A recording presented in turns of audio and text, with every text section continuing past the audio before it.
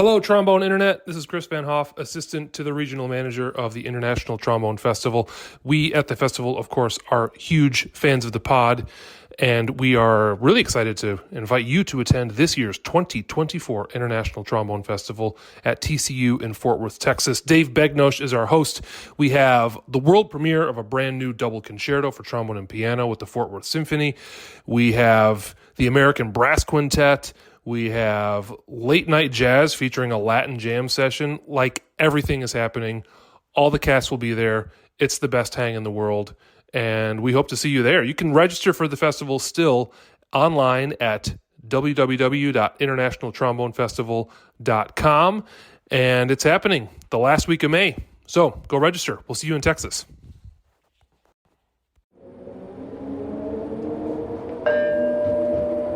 The next station is Michigan Avenue. Welcome to the Trombone Retreat, podcast of the Third Coast Trombone Retreat. Today on the podcast, Kenneth Thompkins, principal trombone in the Detroit Symphony. My name is Sebastian Vera. I'm joined as always by Nick Schwartz. How's it going, man? All right, how you doing? Doing just fine. It's been a week, and we're a little slow in putting out the podcast because we're kind of digesting everything. But we had a wonderful talk with Ken Thompkins, and we talked about his feelings about everything going on right now.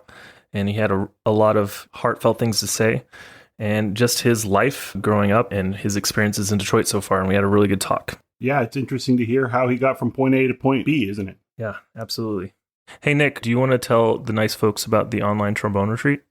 I sure do. The online trombone retreat will happen between July 6th and 12th. And obviously, it will all be online. It's going to include both of us, John Sebastian Vera, and myself, Nick Schwartz. Oh, you said my full name. Wow. I did.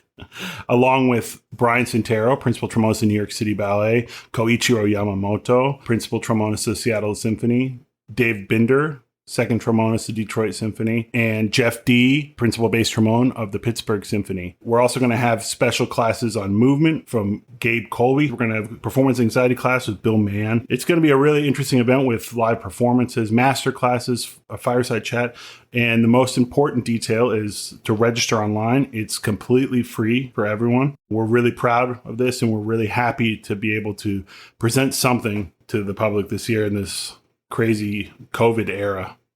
Precisely $0 Caribbean dollars, as we established. That's true. Yeah, East Caribbean.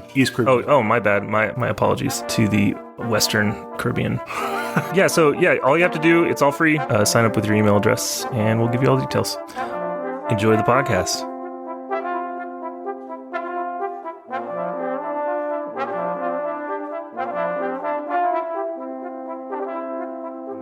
Which is crazy for here. Is it hot up in Michigan, guys? Today is hot. It broke here a little bit. I'm on the other side of the state, and it was like 95 yesterday. Today's more like 80, but it's like 4,000% humidity. Yeah. Happy summer, guys. Yeah, there we go. So, Ken, I kind of, I don't want to beat around the bush. And kind of just off the bat, we're kind of in the midst of a historic time. And I'm just curious how you're feeling right now. Like, what's in your head? What's in your heart right now? Well, so many things. I'm heartened to see so many people out protesting at the latest incident of Black life lost to police brutality and racism as a whole. It's part of the awful history of this country and really how this country was built. So all of it is disturbing, but I'm hopeful that it seems like there is a movement instead of a moment. And so if this can continue through the summer and the fall, through November, maybe we'll have some significant change in our political leadership that can carry through some significant reforms. So we can live in a country that's promised in the Constitution. And like you said, I mean, we've had a lot of moments, haven't we? But it seems like we're so prone to having moments. It's just in and out, and we forget about it a couple weeks later. But it feels a little different this time, right? Well, it feels a little bit different. I think people aren't distracted this time. Like there's always a distraction, the next thing. Like I don't really understand why people can be distracted after Sandy Hook, but people were distracted. Like how were people distracted, after the shootings in Charleston or Las Vegas? But people get distracted. Unfortunately, violence of all stripes is way too common in this country. And people want to hide behind the Second Amendment and their rights to just say and do heinous things and justify it. It's extremely disturbing. Well, you're from Michigan. You know what's happened in the Capitol with protesters. I'll say conservative protesters that are right wing people storming the Capitol of Lansing, brandishing assault weapons, and the police were just letting them do it.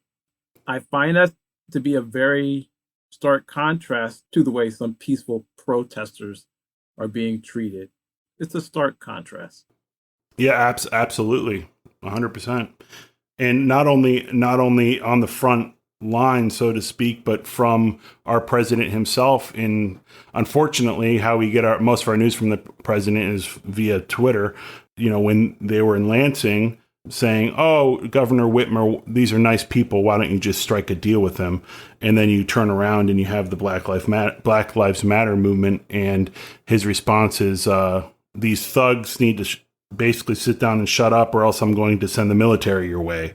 Yeah, I mean, it's clear. There's a very clear pattern with him. There's black thugs like Colin Kaepernick kneeling, peaceful protesters, and then there's good people white people brandishing assault weapons on the Capitol, and white supremacists running over poor people in rallies. It's very clear what the pattern is.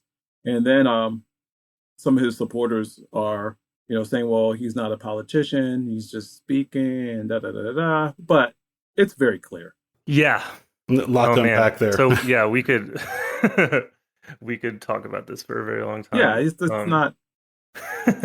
I mean, look, if you want to get real about this, we have what we have because there is a distinct hatred of black people, as in Barack Obama.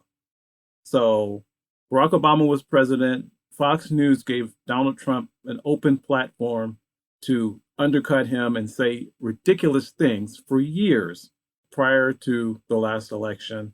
All the major networks gave Donald Trump unprecedented time on air just to say ridiculous untruths, lies. And, it is true. You keep on saying something enough, people will start to believe it.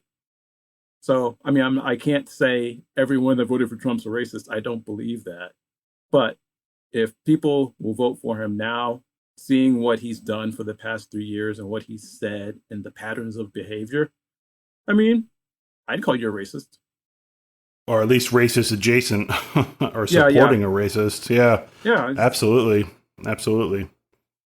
And, we obviously this isn't a point of this podcast in and of itself, but we don't exist in a bubble. So we thought it was important to go there because this is the pressing issue of this moment, and not just a single moment in time. I think it's all been leading up to this moment in time. Yeah. And some things supersede a trombone podcast, and that's kind of where we are right now. And I think in the arts, we have the unique perspective of, often in the arts, at least, you're around a lot of different types of people. And that's one of the great things about the arts, that it can be this universal language that brings everyone together. So we often have unique perspectives of a lot of people that are different than us. And not a lot of people do get to have that experience in their lives, and sometimes get very narrow views of the world. But if we can back up a few years, if you don't mind, Ken, What are you going to ask me? Severna Park, Maryland. Yeah. Yeah. Little Ken Thompkins running around. So that's near Annapolis, right? Yeah, so Where you grew Vernon up? Park is north of Annapolis. Let's say it's 35 minutes outside of Baltimore, 40 minutes outside of Washington, D.C. Okay. Okay. Yeah. And what'd your parents do? My mom was a teacher in public school. My dad worked for the state of Maryland and their work programs, as in welfare to work program, manpower type of programs. Nice. What kind of teacher was your mom? She was a special education teacher. Oh my gosh, my mom was a special education teacher too. Everyone that comes on this podcast like has the same job as my mom. It's weird. Our parents do. Megumi's mom was also a church pianist, like my Oh mom my was. goodness. Okay, so growing up, I imagine, did you get to be around hearing like military bands or Baltimore Symphony, that kind of thing growing up? You know, I heard a lot of different music when I was growing up, fortunately, from orchestral music. I didn't hear the Baltimore Symphony so much, but, the military bands, military, jazz ensembles. At that time, the Annapolis Brass Quintet was functioning, and that was like one of the first professional full-time brass quintets. So I got to hear them quite a bit and just be exposed to a very high level of brass playing. And I studied with a few people in the various military groups when I was in early high school. And then eventually I started taking lessons through Peabody Prep, was kind of guided towards, auditioning in more of a classical realm. Because when I was playing, I was just playing trombone. I didn't really know what I wanted to do with the trombone.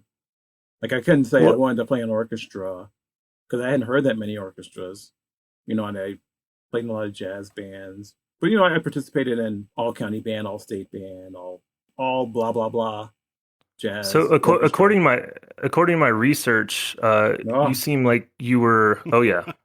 Oh, I got questions. Deep dive. Deep dive. We have 7 interns doing deep dives on the internet. Round the clock. We have a As long as you don't find the video. Yeah. So, well, according to my team's research, you were a little lost in 4th grade, I would have to say. I see you starting on trumpet. And then I was like, what? Moving to even worse, and then even getting more lost and swerving over to euphonium in the tuba before finding the trombone. All right, thanks. 7th Thanks for grade. being on, Ken. I know. Oh, my shame. How did you find your way? Well, at that time in the public schools, you could start string instruments in the 3rd grade. So I started on viola. Oh, I played even that worse. Wow. I know. I'm so ashamed. It's the euphonium of the string world. I know.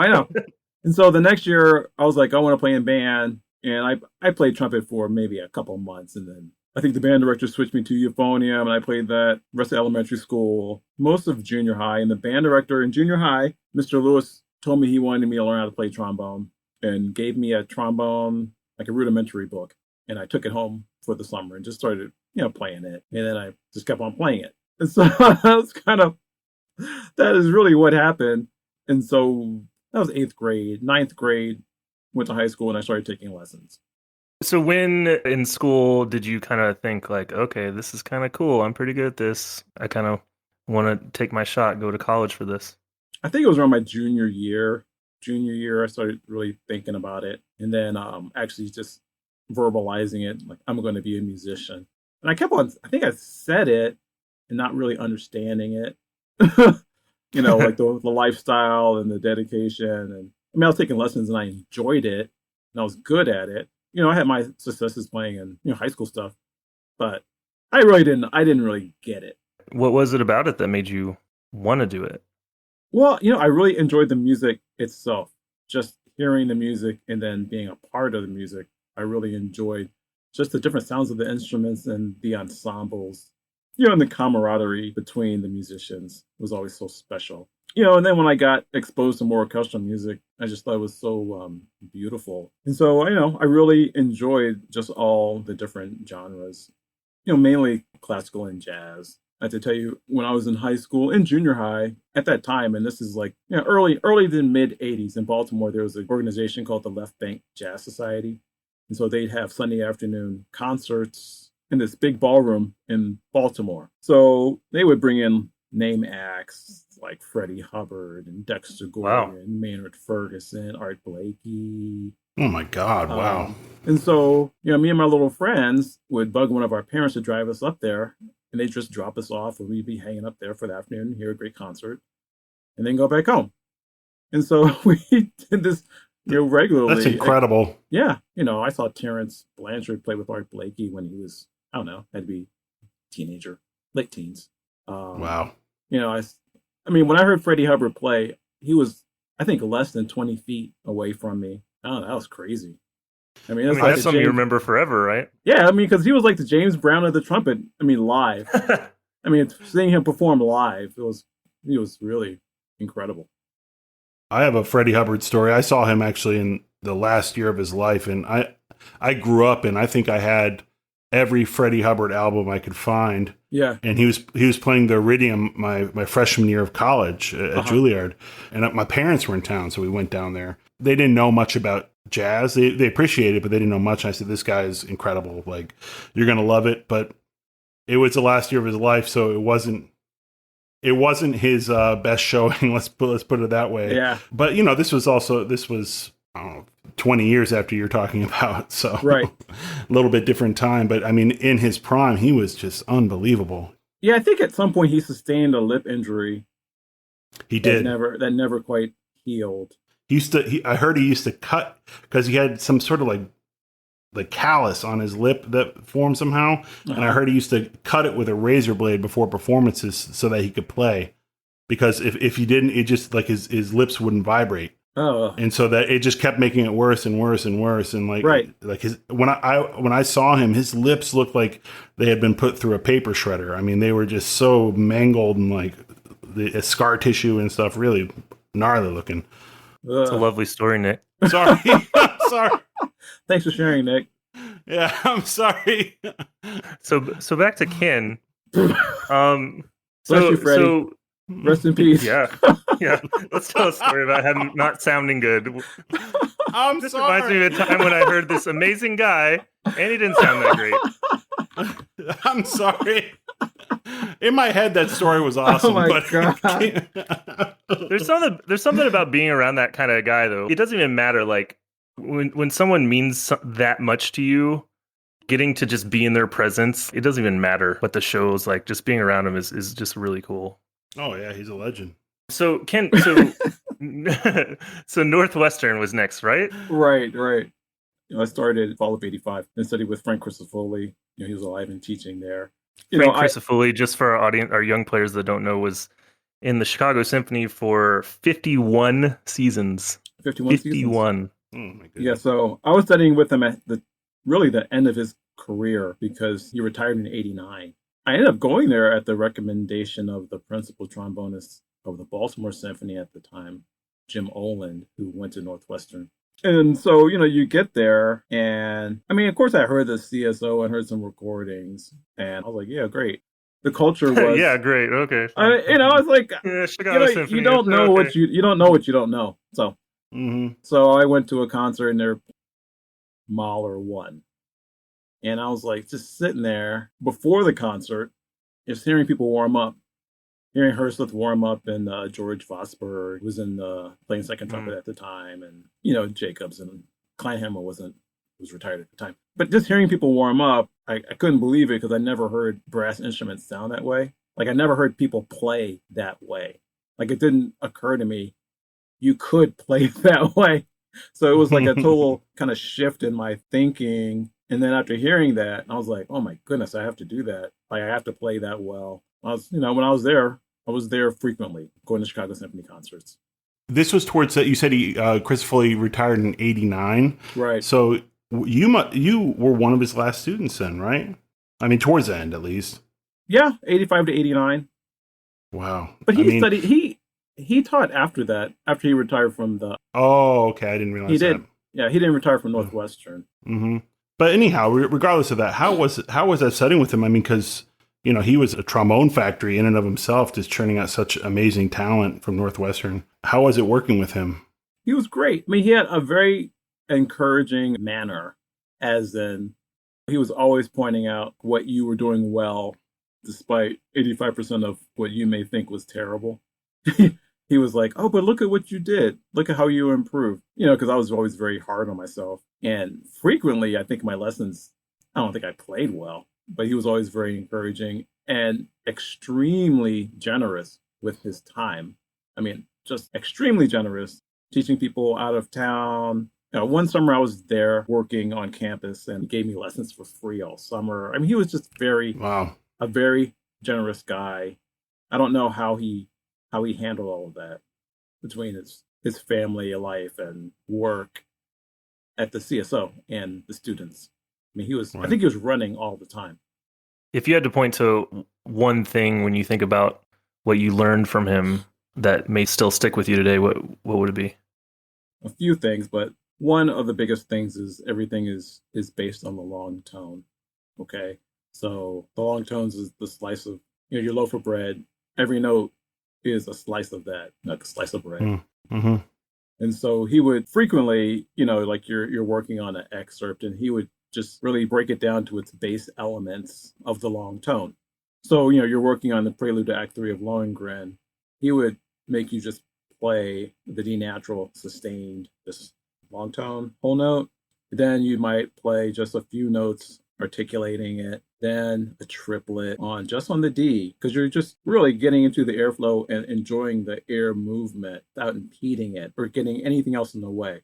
Then you play the arpeggio and then, maybe a few bars. Or you might work on this excerpt just on one note, single note practicing just to work on the airflow. The lesson really is no matter what your slide is doing, like if you have to go up, down, wherever, your air is always beautiful.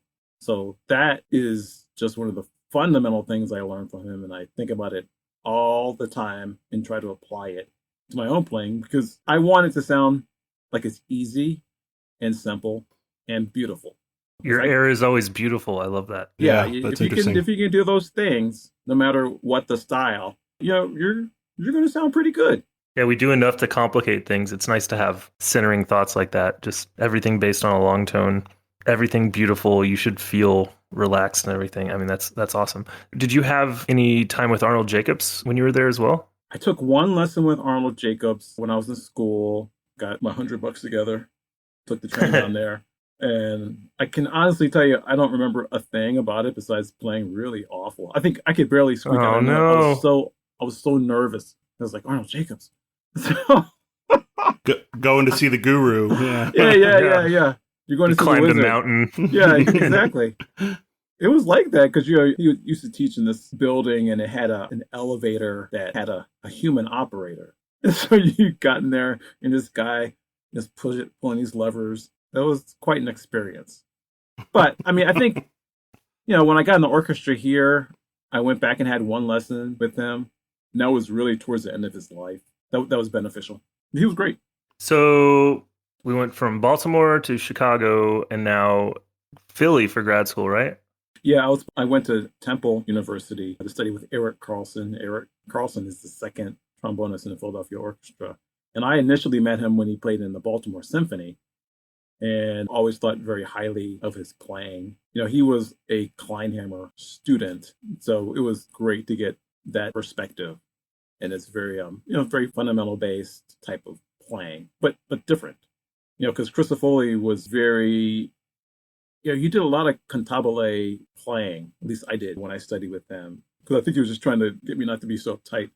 And just to loosen you up, he would sing a lot with you. So the song was always important. So with Eric, we worked a lot on fundamentals and, all right, play your scale, 2 octaves, even. Do you hear that your sound's changing on that note? It's like on these slurs. I mean, really some fundamental things. What kind of student were you? Were you living in the practice room? Were you pretty much a self-starter, or did you, work hard, play hard? I spent a lot of time practicing. I practiced a lot. I mean, when I was in undergrad, I was like either in the dorm or the library listening to music or practicing. And so I spent a lot of time practicing. I can't say it was good practicing. I spent a lot of time practicing there, because I really so into it and wanted to succeed and play in an orchestra. And at that time, I don't know if it's like this now, but at that time, there were guys playing in civic orchestra who were a bit older, maybe, I don't know, some of them were mid-20s. And they were hanging out in Chicago and taking auditions and practicing at the facilities in Northwestern, and you got to hear them play. I really got the sense of the work ethic that was needed to succeed. And you saw people doing it. So that was invaluable. Plus it was, we competed for spots in the top groups like 3 times a year. And like you're always competing, which was really another invaluable lesson, just making yourself get out there. Mm-hmm. Just kind of, I know we're bouncing back and forth between time periods here, but you wrapped up your time at Temple. What came next? What did you freelance anywhere? Did you? I know you didn't go straight to Detroit, but how did take it your work? talents to South Beach? Oh, that's right. You went to New World from there, right? No, not exactly. Oh, I like that. Take your talents. I stole that joke from Ken earlier. Okay, I know. It took me a minute. I'm slow. I'm not gonna tell you the reference, but I was finished graduate school. Really working like just little jobs, non-musical jobs, and the Florida Orchestra in Tampa had an opening just for the season, and I got that. So I went down there and played, for the rest of the season. It was a great experience. Really, it was my first professional orchestral experience. Was this one of your first auditions? Had you taken a lot of auditions before that? I had taken some, but not a lot. So, I did that and finished up there. I knew things were going to end there, and I saw an ad in the International Musician for the Fellowship Program for the Detroit Symphony. And so, I came up here and auditioned for that. And so I got that fellowship, and I came up here, and I did the fellowship. It was for 2 years. And so then I was exposed to the Detroit Symphony and, the great hall and wonderful musicians, and studied with people in the orchestra. And it was at times an overwhelming experience because I wanted to play at that level that I was hearing, and I wasn't quite playing at that level. So, it was constantly challenging myself. In the fellowship, was it like it is now? Like, were you getting to play with the orchestra as well? Yes, play with the orchestra. Oh man, what an experience! Yeah, it was great. It was great 2 years. After that, I was hanging around Detroit for a few months, and I got a call to do a tour with New World, and that was in like 94 or so. That January, I moved down there, and I played there for about a year and a half. And then I got a job playing in Buffalo. I played second trombone in Buffalo. Who was in the section with you in New World? It was Brian Deal. So I went to Northwestern with Brian and Darren Milling. Mm-hmm. And former second trombone player. Oh, former second trombone player in Rochester. I know Mark Salatino. Okay, yeah. Mark Salatino. That name. Ed Defus was playing tuba. I'm just curious. I like to hear lineage and stuff. So then you go up to Buffalo. So a lot of trombone players have gone through Buffalo. It seems like that orchestra in San Antonio is just like a trombone factory. Right. Yeah. So who was up there in Buffalo with you? Carl Mazzio was playing principal.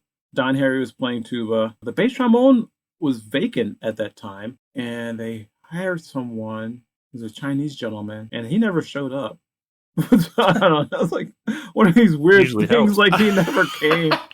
He went to audition, but for whatever reasons, he never started. And I was just there for the year, so it was subs for the year on bass trombone. So how was that experience being in Buffalo? I mean, you grew up in a cold place and then went to a colder place and then you went to an even colder place. You know what? I liked Buffalo a lot. I mean, a lot of history there. A lot of history. It was just a relaxed atmosphere. I liked the town. I really did like it tremendously. And the people were very nice in the orchestra, and the orchestra sounded good. It did snow every day. The year I was there in the winter, it snowed a little bit every day, which freaked me out because I never, even in Evanston, north of Chicago, it didn't snow every day. It snowed a little bit every day. Lake effect is real. Yeah. Like an extra 30 minutes to warm up every day. Yeah. Yeah. But it was great. It was great. That year, Jeff Biancalana was playing principal trumpet. He's now in San Francisco, and I knew Jeff from New World, so we were playing there together. It was fun. Had a great time. I freelanced a little bit out in San Francisco for 4 years, and I knew Jeff out there a little bit. So okay, you're in Buffalo, and then next step, Detroit. Yeah. Walk us through the preparation for this audition and what the actual audition was like, and your feelings throughout the whole experience. Well, I have to kind of back up because when I was in New World, I was taking auditions and getting far in some big auditions and not quite closing it. I get these little comments here and there, your intonation or your articulation, da da da da da, and I was like, all right. And I was already recording myself frequently, but I was like, okay, well, let's see what this is all about. And so I just would turn my tape recorder on and just leave it on and record everything and listen to a lot of it, especially the things that were pointed out to me that were problems, because I needed to hear it and I wasn't hearing it. So that proved to be invaluable. And I mean, I taped myself incessantly when I was in New World, did it all the time. And I had like an audition preparation routine. I would have little 5x7 note cards and I write the excerpts on them and I pick them randomly and do rounds, tape record it, listen to it. I do that several times a day. Then, I listen to it, score them, and then the worst ones, I'd really practice the hell out of them. So I would do that day after day after day after day. And it paid off because after a while, it doesn't matter what the order is. I mean, you're just kind of ready to do it.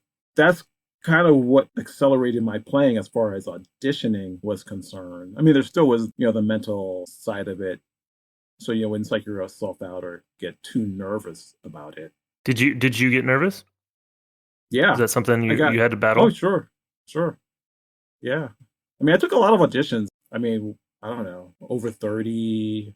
I couldn't even tell you how many I took. It was over 30 before I got in Detroit. It was, I don't know. It was a lot. But, at that time, there were a lot of auditions. Some had auditions twice. Like North Carolina had something twice. Pittsburgh had several auditions. So it was just a good time to be auditioning. I suffered with nerves in auditions. And I mean, I can honestly say that despite being physically prepared, a lot of times I wasn't mentally prepared to encounter the audition. Many times I just didn't play that well. Rightfully so, I was not advanced. So mentally prepared, how do you feel that you weren't mentally prepared, and how did you become more mentally strong? Well, not being mentally prepared is losing focus, being distracted, just letting your mind race, like not having the ability to slow things down. If you can slow things down and just focus on the music and play, and it sounds simple, but it's not. Yeah, of course. You're gonna do well if you're ready to go. I read several books with psycho-cybernetics and peak performance and inner game, Barry Green stuff. I mean, I read a lot of stuff concerning that and spent some time, doing visualization, which helped tremendously. Yeah, a lot. That helps tremendously. And doing different exercises that enable me to calm down, like deep breathing and then focusing on warming part of your body. That routine is in the Psycho-Cybernetics book. And I found that to be very, very effective as a way of just settling yourself. Is that still something that you do now, working on that mental aspect before performances? Yeah, for sure. To me, like when you're practicing, you're doing your daily routine, right? I do my daily routine as kind of a confirmation, affirmation, like, okay, this is the way it's supposed to go. This is what it's supposed to sound like. If it doesn't sound like that, I have something to work on later on. And mentally, I'm preparing myself for whatever moment. I have to play a solo. So I might do some visualizations I'm playing Bolero Mahler 3. I'm sitting there and I'm about to play. I'm looking at the conductor and he's looking at me, he or she. Well, you look at the conductor? Yeah, I want to come in kind of on time, but Wow. but I have that type of visualization, so my focus is very limited. So what I'm seeing on the page, I'm looking at the conductor, I'm hearing the orchestra in my head. It can be very, very powerful. And like you're hearing yourself in your head play well, which for some people can be a big struggle because sometimes people do visualizations and they hear themselves playing poorly. So making mistakes. So you just that's the battle we do, right? That's the battle. Like, oh, I can't miss this note. I can't miss this note. Then you miss the note. If you are about to take the test or a test, there's two people taking the same test. One, they're both equally prepared. One person is full of doubt, and the other person is confident. The person that's full of doubt is going to second guess their answers and make mistakes. Well, the person that's confident is just going to take the test and try to do the best they can and leave it at that. So, I think about those type of things a lot. Like you've prepared. You may have over-prepared. You've done the visualization. You've done all the types of study. Like, you know the music cold. All you need to do is sit there and let the music go and play. Don't get in the way, as in the form of doubting or thinking what other people are going to think or being self-conscious. Just play the music.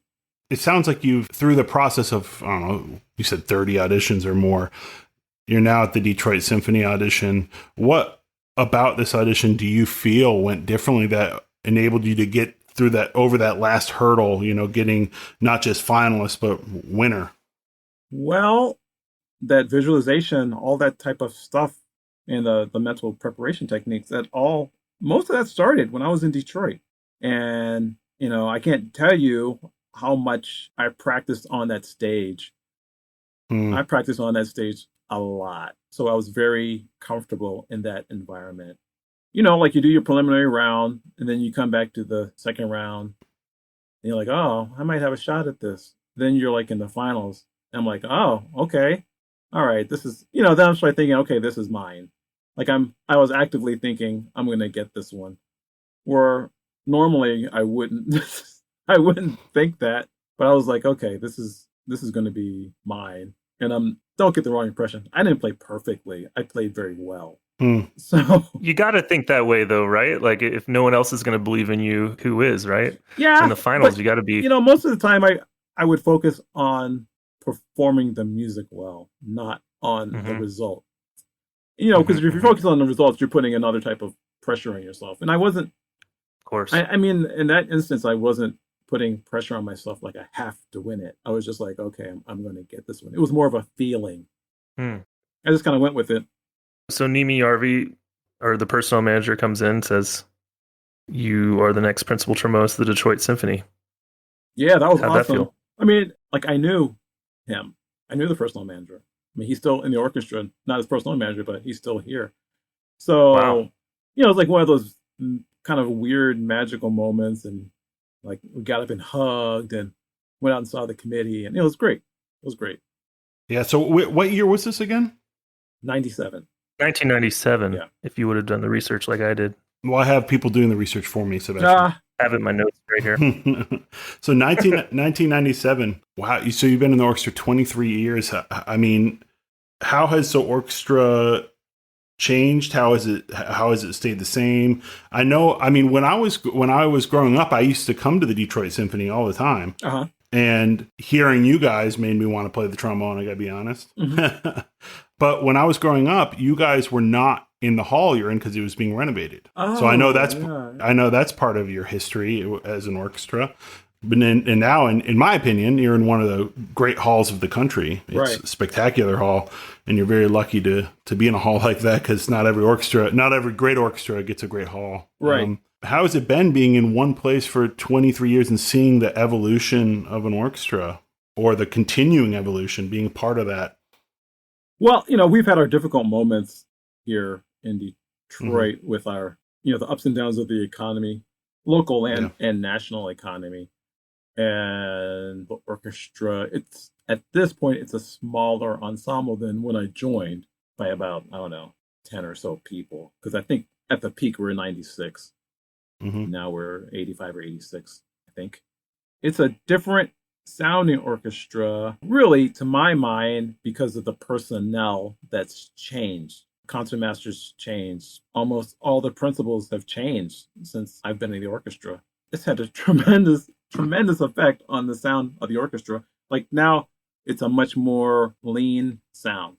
I mean, it used to be very pillowy, and now it's, to my ear, a leaner, brighter, I can't say more aggressive, but maybe more agile type of playing. I mean, a lot of the orchestra has turned over in, my 23 years here, of course. Right. When I started, I was 29. There's only a few younger people. Most of the people were a good 10, 15, 20 years older than me at that time. So, things have just turned over. You were the young hotshot, and now you're the I'm the old guy. the grizzled vet. I'm the old gnarly guy. I say, this is the way it used to be. Put your stands away. We don't sit that way. Yeah. Yeah, it's different. It's a lot, and the culture has changed. I mean, we had people in the orchestra that had been there for 30 plus years and through strikes and labor difficulties before, and, had fought to get the orchestra up to, 52 weeks, 96 players, with the thought of it getting even bigger. And it didn't. I mean, as you can imagine, some people were, even when I joined, voicing frustration and bitterness that, well, we used to do this, we don't do this anymore. How come we don't do that? It used to be like this, it's not like that. But I've come to see that, if you're not able to adapt and change, you're going to be extremely unhappy. Period. I mean, it's been a lesson for me just to learn how to deal with change the best you can. Some of the change is self-inflicted, but there's a lot of change that happens in life that you have no control over, and you just have to learn how to adapt with it as best as you can. Seems like the orchestras, like most orchestras, has been a true reflection of the city as far as what it's gone through. It's had certain bumps in the road and challenges, and now it's, having this Detroit personally, and I think it's the same for Nick. It's one of our favorite cities. Mm-hmm. If people listening have never been, it's truly such a unique place and so dynamic, and so much, just the people is my favorite part. And of course, you have interesting things like there's a huge Middle Eastern population, so the food there is incredible. You have the history of Motown. Mm-hmm. It's just such a fascinating place. Like, what's it been like since, you've been there touching on 3 decades now, just watching the evolution of the city? It's been incredible, especially the past 10 years, the revitalization of the downtown, midtown area where the hall is. And it's really incredible. It's great. And I have to agree with you. I think it's an incredible city. It's really frustrating to read articles or see pictures of the cities that emphasize like ruin porn, talk about some ridiculous stuff that doesn't really represent the heart of the city or the people. And full of beautiful people, beautiful families, hardworking people, just incredible.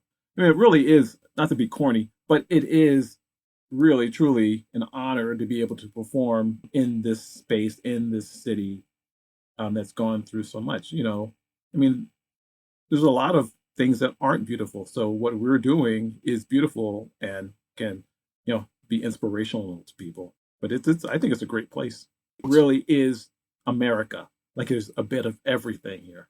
Oh, yeah, absolutely. Growing up, I grew up outside of Detroit, and I'd come into town for, go to a baseball game, or I'd go to a hockey game.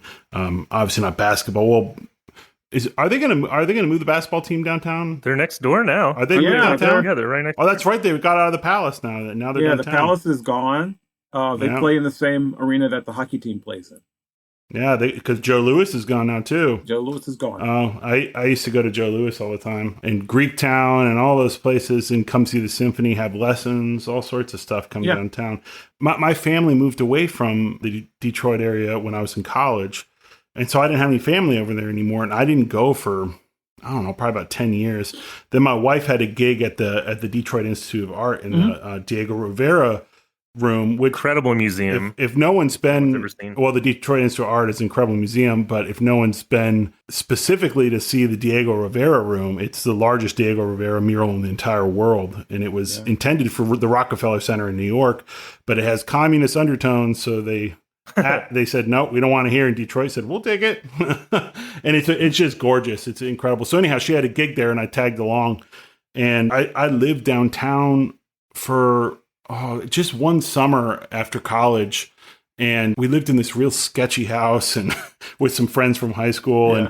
But I fell in love with the neighborhood, even though it was kind of like a little rough and tumble. But I came back, and we went to that neighborhood. I mean, there's like a hipster coffee shop on the corner, and like a bike store, and like a place to buy art supplies. I was like, am I in the same neighborhood? What's going on here? I mean, in the course of 10 years, unbelievable transformation of the same neighborhood you're talking about. I wasn't terribly far from the Symphony Hall where I was living.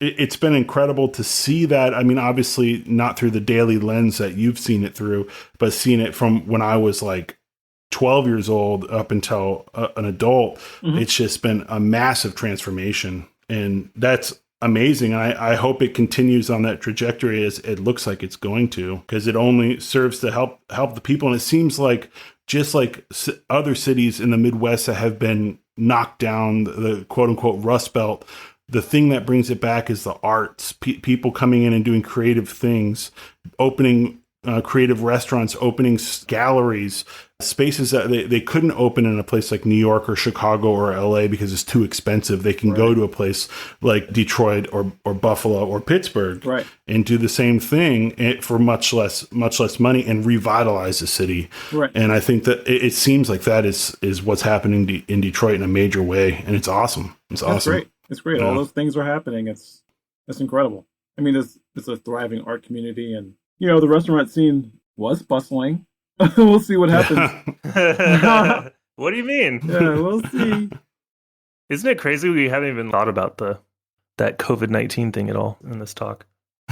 Yeah. But I have to say I had the profound privilege of getting to sub for you a couple times in the Detroit Symphony, and I have to say one of the nicest facilities I've ever gotten to work in, besides the hall being incredible. My favorite part is, and I think a lot of people may not know this, you guys have something that you might see in a lot of, bigger companies, but you see it with an orchestra. You guys have nap rooms. Oh yeah, there are a few quiet rooms people take naps in. Oh, that was so cool. That is such a luxury. I don't even think about it because I never used them, but those are. Oh man, I've been using it all the time. Those are terrific. Man. What about, do you guys have practice rooms? Yeah, there's practice rooms scattered. Well, there's an education wing that was built on in the early 2000s. Because, it used to be, initially, it was just orchestra hall, was just the auditorium.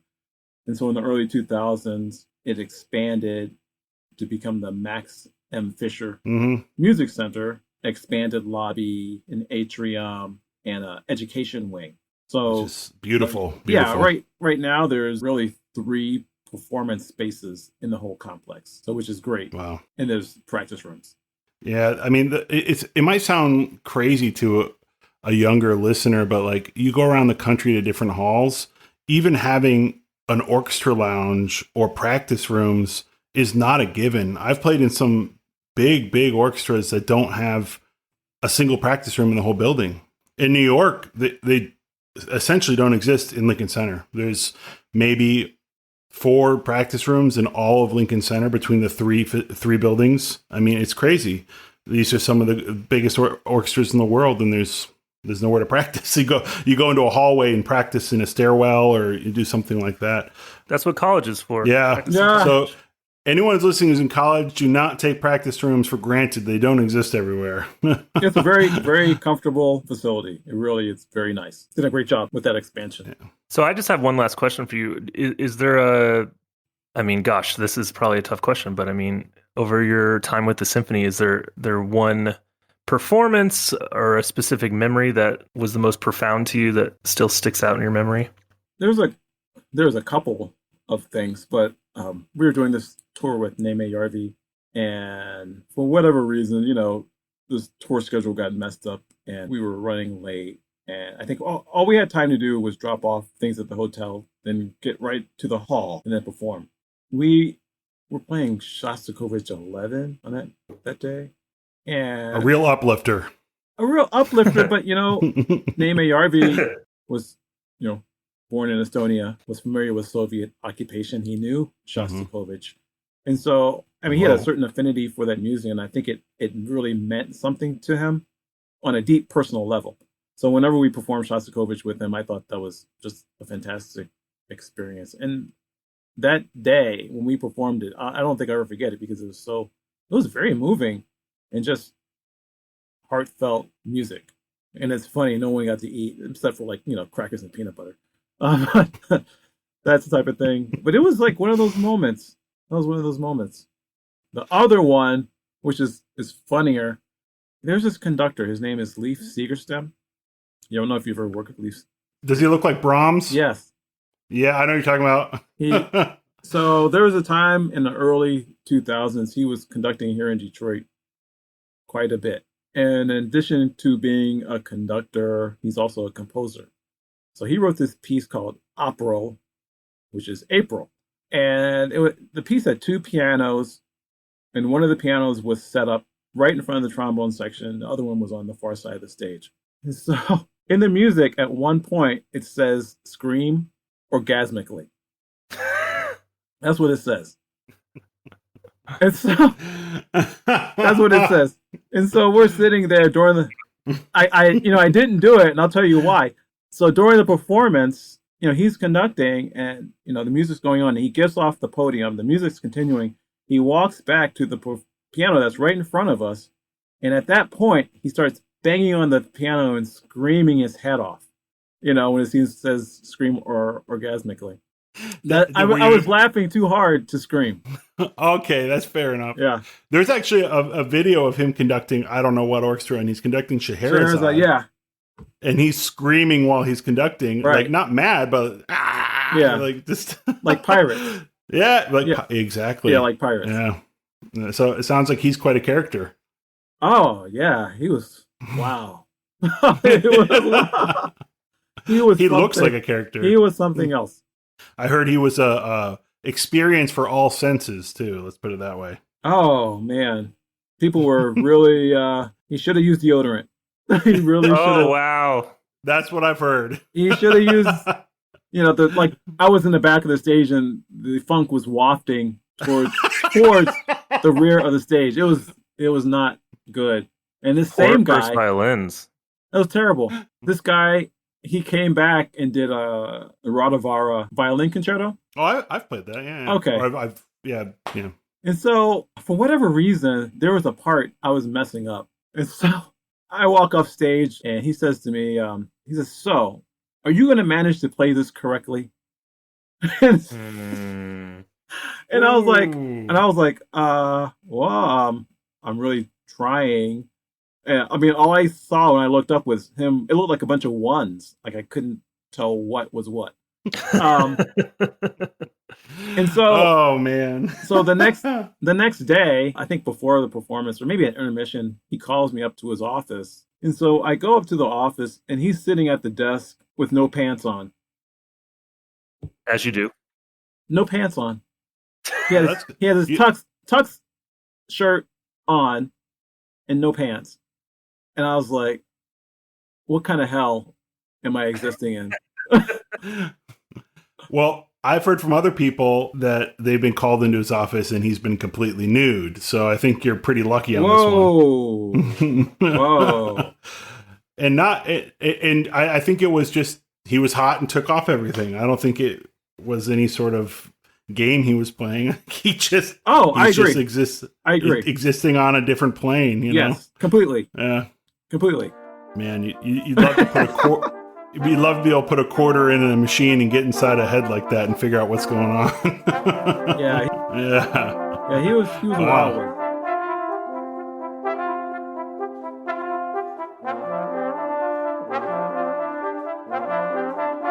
Very nice talk with Ken today, I thought. What do you think, Sebastian? Yeah, I mean, we love Ken.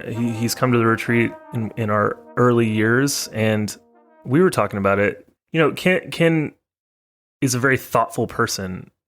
You see it when you talk to him. When you ask him a question, he's not afraid to pause and really think about what he's going to say. What he says is very important to him. You were kind of comparing it to his trombone playing. It's everything he does is purposeful, is thoughtful, is well thought out, and he's a very interesting person that I think not as many people may know. Yeah, having conversations with him, I guess I was more familiar with his playing before I knew the person, because I like I said in the podcast, I grew up outside Detroit. I grew up with the Detroit Symphony in my ear and his sound in my ear, honestly, but kind of putting the man to the sound, I suppose, when he came to the retreat and I got to know him better over some beers and such. I find this a lot with a lot of players, is that your personality kind of matches your playing. And like you said, he's a quite purposeful, and he kind of thinks through his answers. And I find that with his playing, I remember his recital, it was 2015 when he was here.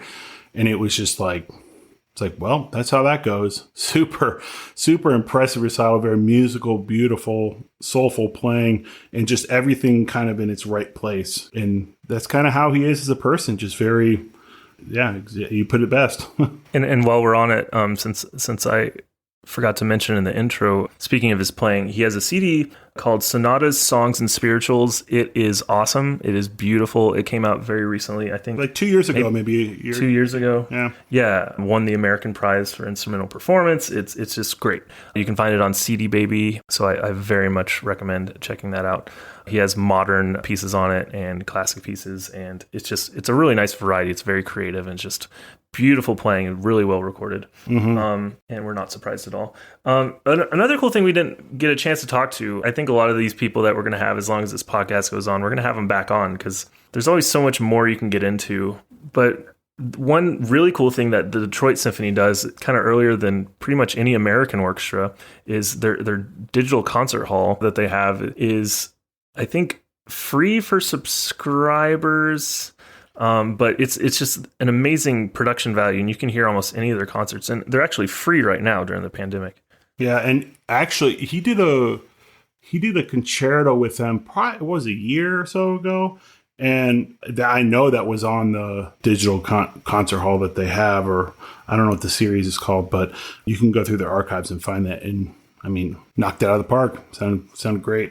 And as far as the stuff we touched on at the beginning, all I'll say is that the trombone retreat, Nick and I mean, well, I won't speak for you, but I know how you feel, is like, we do believe that Black Lives Matter, just to say that from the very beginning. I think this has been a really challenging time. It's been a time to kind of wake up. And, I was interviewed on my brother's podcast. My brother has this really cool podcast in England, actually. And I was saying how, no one thinks they're racist. You don't have to be a racist to be unaware. And basically how I've looked at all of this is we can all do better. There's always something you can learn. There's always more you can do, even if it's just understanding. It's not about just posting every day on Facebook. There's actionable things. We can vote. You can educate yourself. There's so many resources to educate yourself. You can donate. You can just have that conversation with that racist uncle you've always been afraid to talk to during Thanksgiving. And, and I know this is a very challenging topic right now. And I know a lot of people have a lot of feelings, but I just want to be kind of clear how I feel. And, the biggest thing for me is just when people say all lives matter, you're really missing the whole point of the argument. You're not really listening, because that's not really, they've never said that all lives don't matter. I think within the statement Black Lives Matter, there is the understanding that all lives matter, but it doesn't happen like there's the you'll see this online a lot. All lives don't matter until Black Lives Matter, because that's inherently true. If there is part of society, a group of people in society that are shoved down, how is it that all lives can matter? And they're not. Michael Che. I mean, so much of great political commentary comes through comedy, and he had a great skit about that he finds it ridiculous that people get offended by the statement Black Lives Matter. He says, we're not saying that we matter more. We're just saying we matter. And it's a great skit. You can look it up. Comedy is a great relief in troubled times. And that kind of spoke to me, because that's exactly what I find this movement to be about. Is no one is saying we matter more. Well, Black Lives Matter is not saying we matter more. They just want the recognition that they, at this point, aren't equal in our society. Yeah, and if your first instinct is to be like, well, I've never done anything racist, it doesn't matter. That's not the point. It's a sense of understanding. It's a sense of understanding our history. And there's a lot that you never learn in school about just oppression. And if you've never, just do a Google search. If you never read about Jim Crow, if you've never read about redlining, there's so many things that just spend a few minutes before you talk and just have conversations. And like we've talked about before in this podcast, we're incredibly polarized right now. And it's so hard for people that disagree with each other to talk to each other. And like we were saying in the previous podcast, empathy is so important. Even if you don't completely understand something, listen to someone. If someone's really passionate about something, you don't know their experience. Listen before you decide that there's nothing you can do. And that's all we're saying. And one more thing I wanted to touch on, and I was talking about this with the trombone retreat crew yesterday via WhatsApp. There's been this whole kind of to-do on this tuba euphonium marketplace where the whole purpose of the page is to buy and sell equipment, right?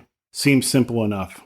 And, we as artists, we as musicians, we as low brass players who are, we're part of that community. We're supposed to be the beacon of equality and hope and a safe place for anyone to just be themselves, because music is the international and universal language that's supposed to bring everyone together from all walks of life. And the moderator, who's a tuba player for this marketplace, said over time there's been some quasi or full out racist remarks, and he's going to go through. And if you're going to come out and say all lives matter, you're going to come out and say something even vaguely racist, you're going to be removed from the group. Seems simple, right? Oh my God, this caused such an uproar, and so many people outed themselves as either openly racist people or people who through their actions were standing by racist behavior. And to me, that's not only unbelievable, it's unacceptable in our world. And we're supposed to be the place that people come to feel safe and feel good about themselves. We have to do better than this. We have to. And I guess my goal would be for everyone to just rise above all of this bullshit and be better than that. And I applaud the moderator on that forum for actually standing behind his words, and he started kicking people out. I applaud him, and he caught a lot of flack, including some horrible texts to him that he shared via the page so everyone could see it. Yeah. I applaud him for standing up and actually putting his money where his mouth is. And we need more people to do that. That's my opinion. Yeah, that just shouldn't exist. I'm a person that I kind of feel, I don't know, I've always been kind of very sensitive to energies, I guess, energy in the world. And right now there's a lot, right? And a lot of people may be feeling really uncomfortable. And I might encourage you to consider that maybe you should feel a little uncomfortable right now. That's kind of the point of protest. We don't have to always take such clear sides all the time. Not all cops are bad. Not all protesters are looting things. The truth is usually somewhere in the middle. There are bad cops. There are people looting. But we're seeing change happen, and that's important. And I encourage you to just have conversations with people. That's the hardest thing. I consider myself much closer to the liberal side of the spectrum, and I grew up in a very conservative environment, and I have many friends that are, and I respect their views for the most part. But, even on the liberal side, sometimes we get so hard on each other about saying things perfectly, or you have to act in the right way or protest in the perfect way. And then it scares people from even wanting to use their voice. We got to, sometimes it gets exhausting. For me, just touching upon the looting and what's going on out there, it's happening everywhere. It's happening all over the country, as we all know. And obviously, we as individuals are trying to listen, but it comes down to November when we can vote to get people in office, people who can, and we're not just talking about the head office of the country. We're not talking about just the president, whatever you believe on that. I'm talking about at a smaller level, your local elections, your city, your county, your state, people that are there that can actually listen to what's going on to these communities that feel really suppressed, and rightfully so. And if we had listened when they protested for Trayvon Martin or Philando Castile, or, there's many, many names. This has happened for decades upon decades. This is more recent, yeah. Obviously. cases. Maybe if people in charge had listened, maybe we wouldn't be at this tipping point right now. Maybe there would have been implemented change that actually made good, and maybe George Floyd would still be walking around this earth. Mm-hmm. And the goal of this show is not to be political, and trust us, 99% of it will be focused on trombone and the amazing people we talk to. But this is an important time, and art is always directly connected with life, and we can't ignore something like this. And getting to hear a voice like Ken. That being said, on to other things. I'm picking up some hobbies that, with all this free time that I didn't think I would ever do until I was 50. All of a sudden I'm gardening in my backyard. You know what? Where my gardeners at? It's kind of awesome, and I'm kind of getting it now. It's so zen. I'm literally creating life. It's peaceful. There's like a process to it. One of our former retreaters, AJ, was telling me that his best advice was talk to the plants. And I was like, okay, AJ. And then I Googled it, and it's shown in some tests that it actually does help. Well, have you seen, there's actually a Mythbusters episode on this. You should watch it. Well, I think it's, that one specifically is about how you talk to your plants. Does the tone that you take with your plants, does it actually make a difference? And they had a tent on top of their studio where they made the show. They had 2 greenhouses, and one was blasting like intense metal music, and they'd come in every day and scream at the plants, but like, you're a stupid cucumber, And then the other one was playing like light harpy, ludi, sort of Vivaldi, and they'd go and stroke and say, oh, you're such a beautiful cucumber. And if I remember correctly, the one that actually had, softer decibels is really what it came down to, and more soothing environment, or yielded more crop. Okay, that makes sense. Yeah. So there are some studies that show that this might be. Yeah. The article was interesting. It said female voices tend to get better results in the studies they had. And then some people theorize that it's simply when you're speaking to it, you're creating more carbon dioxide for the plant. So, either way, I think it's a nice thought. And, my neighbors might think I'm crazy talking to my plants, but... Well, you're already a trombone player. They already think you're crazy. Yeah. Why is he just playing random crap all the time? Yeah. I'm going to get into fishing, actually. I got out my old fishing pole. I re-spooled it, and I'm going for the first time tomorrow. I'm taking my nephew.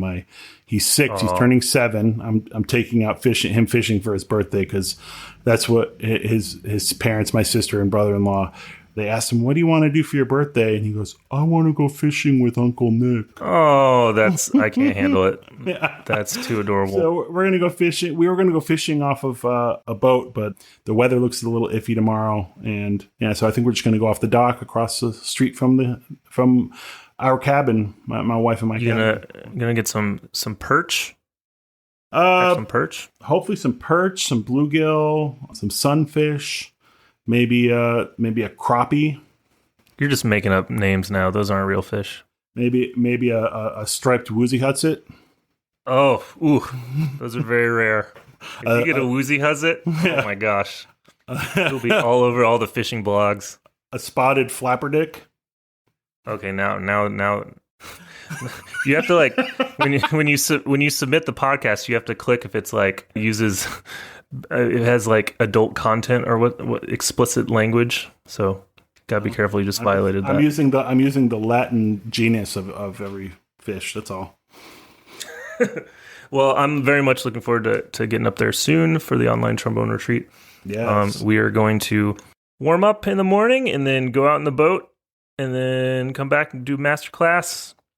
Oh, that might not be clear to our listeners that actually Sebastian here and our administrators, Taylor Fong, Steve Gellerson, Allison Fong, and Brian Santero are all going to drive out here for some socially distant trombone retreat.